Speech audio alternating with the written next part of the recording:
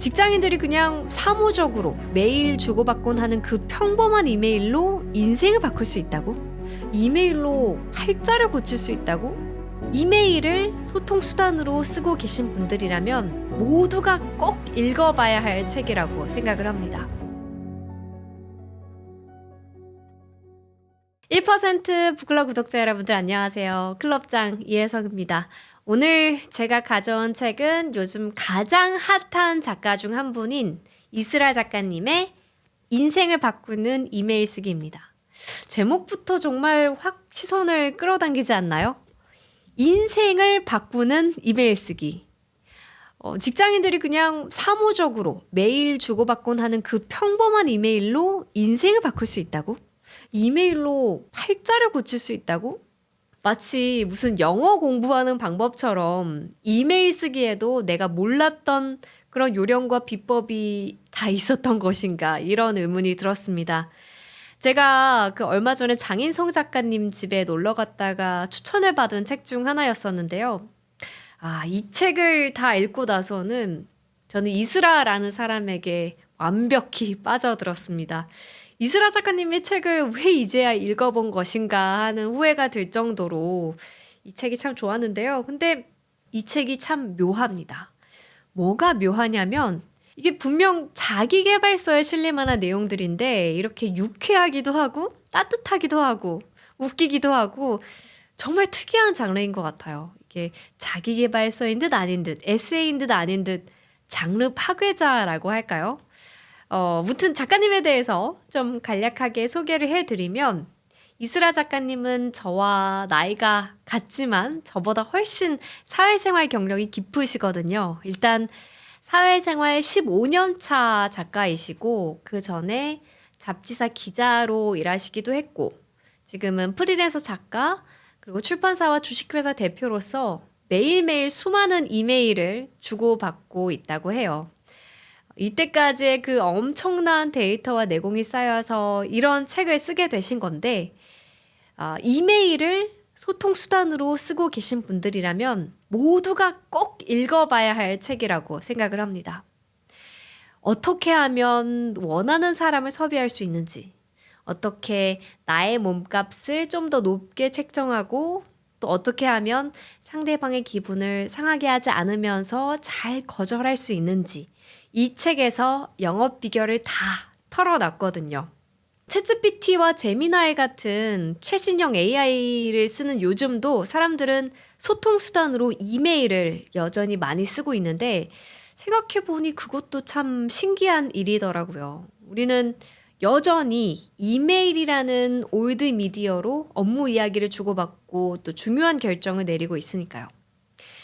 그러면 우리는 왜 카톡이나 전화, DM 같이 좀 더 실시간에 가깝게 소통할 수 있는 수단을 놔두고 왜 아직도 이렇게 느린 이메일을 고집하는 걸까요? 사실 바로 그 느림이 우리가 이메일을 쓰는 이유라고 이스라 작가는 이야기합니다.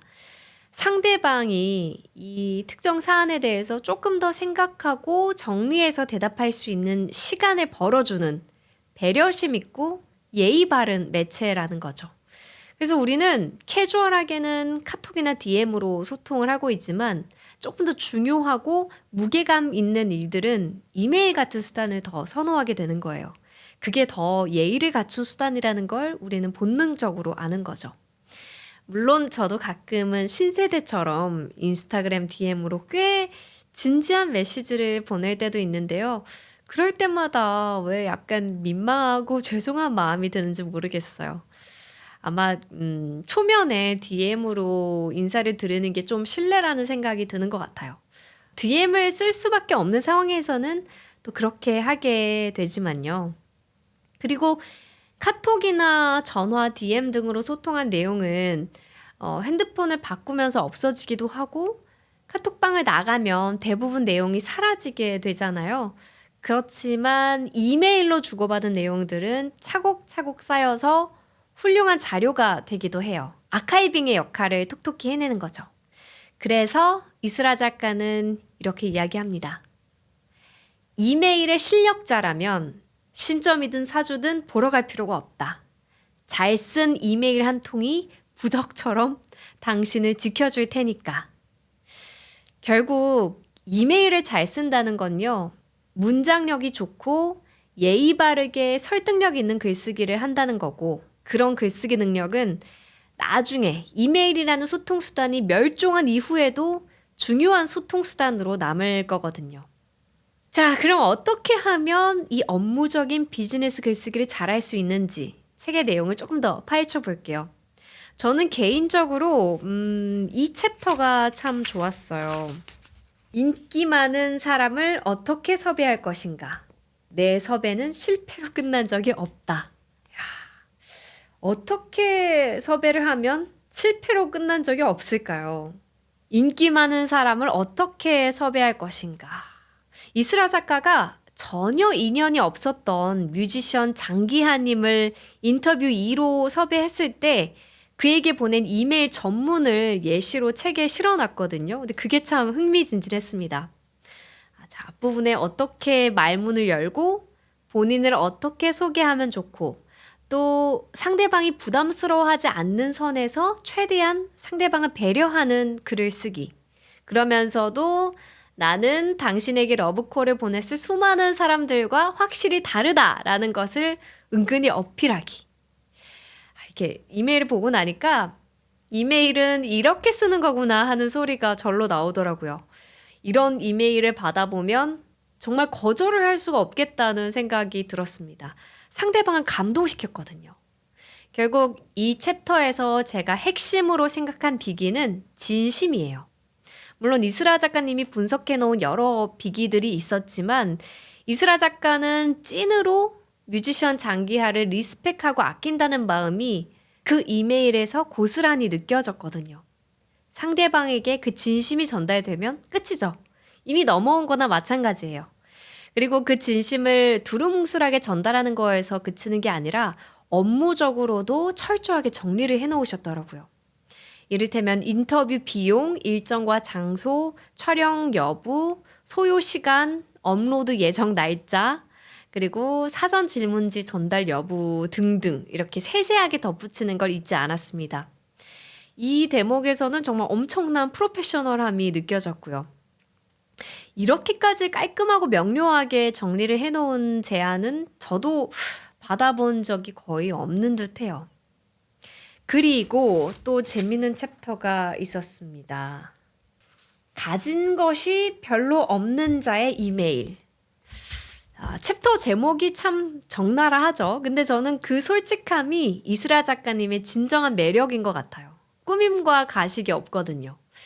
이 챕터에서는 이스라 작가님이 고등학생이었을 때 노희경 드라마 작가님에게 쓴 이메일 전문이 또 그대로 실려 있어요. 노희경 작가님은 당시 그들이 사는 세상이라는 드라마로 대박을 치셨을 때였고 그 드라마를 쓴 노희경 작가님을 너무 흠모해서 이분은 내가 직접 꼭 만나봐야겠다고 생각을 한 거죠. TMI지만 저도 노희경 작가님이 쓴 우리들의 블루스라는 드라마 너무 감동적으로 봤었답니다. 무튼 2009년 9월 18일 18살이었던 이스라 작가님이 노희경 작가님께 보냈던 그 실제 이메일의 전문 너무 재밌습니다. 왜냐하면 그때로부터 16살을 더 먹은 현재의 이스라 작가님이 본인의 이메일에 빨간 줄을 그어가면서 냉철하게 첨삭을 해놨거든요. 본인의 글을 한마디로 깐 거죠. 근데 그게 너무 웃기기도 했고요. 이스라 작가님이 참 글을 위트 있고 웃기게 쓰는 분인 것 같아요. 저도 그런 재능이 참 부럽다는 생각이 들었습니다. 과연 노희경 작가님은 그 이메일을 받아보시고 이스라 작가님을 만나줬을까요? 그건 이 책에서 확인해 보시면 되겠습니다. 이어서 이스라 작가님은 이메일의 제목에서부터 강력한 펀치 한 방을 날릴 수 있어야 한다고 이야기합니다. 보통은 이메일 제목을 쓸 때 그냥 좀 뻘쭘해하면서 본인의 소개나 이름을 그냥 제목에 적거나 아니면 그 본문의 첫 문장을 제목에 적어버리는 경우도 많죠. 그냥 용건을 딱딱하게 제목에 바로 적어 넣기도 하고요. 저도 이메일 제목을 쓸 때 좀 애매한 경우가 많았는데 그럴 때 어떻게 센스 있게 제목을 쓰면 좋을지 꿀팁을 또 풀어 놓으셨습니다.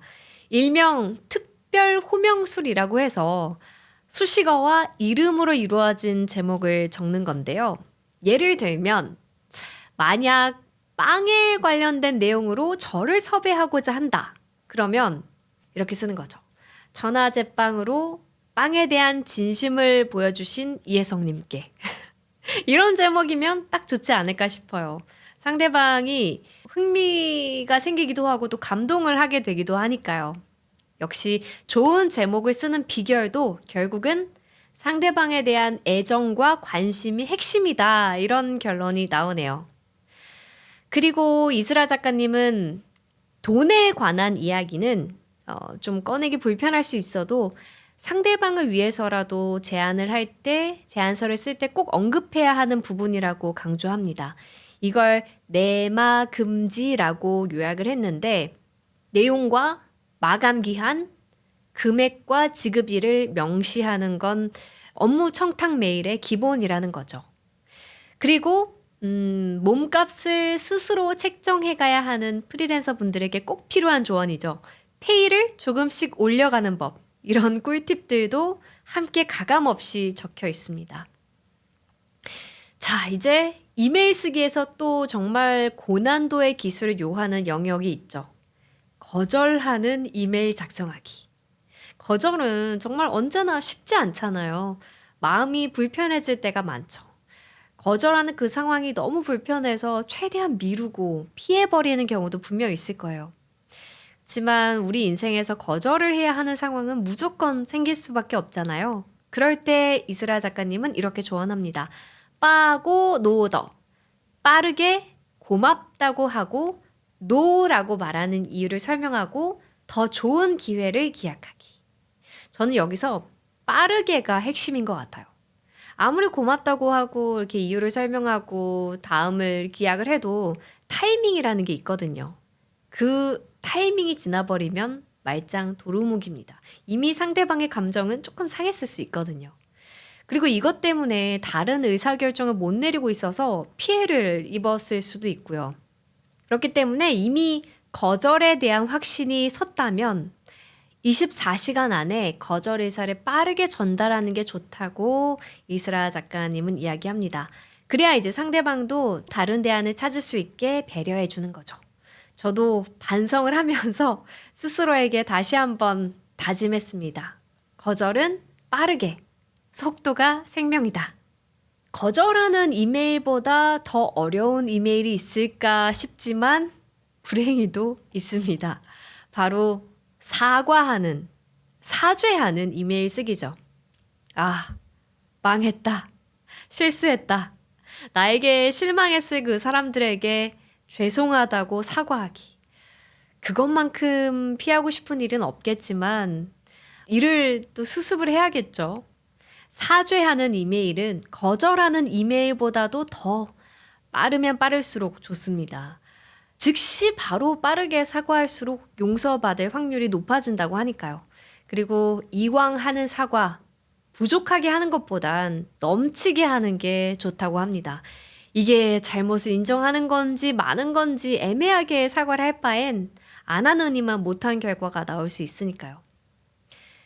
그리고 이 책의 후반부에는 이메일을 통해 시작된 현재 남편분과의 썸띵, 그러니까 이메일로 본격적으로 썸 타기 이런 말랑말랑하고 설레는 작가님의 개인사도 담겨 있고요. 이메일을 그만 써야 할 때, 그러니까 직접 만나서 얼굴 표정과 목소리와 눈빛을 주고받으면서 하는 이야기가 필요한 순간, 현피를 뜨는 순간에 대한 내용도 살짝 나옵니다.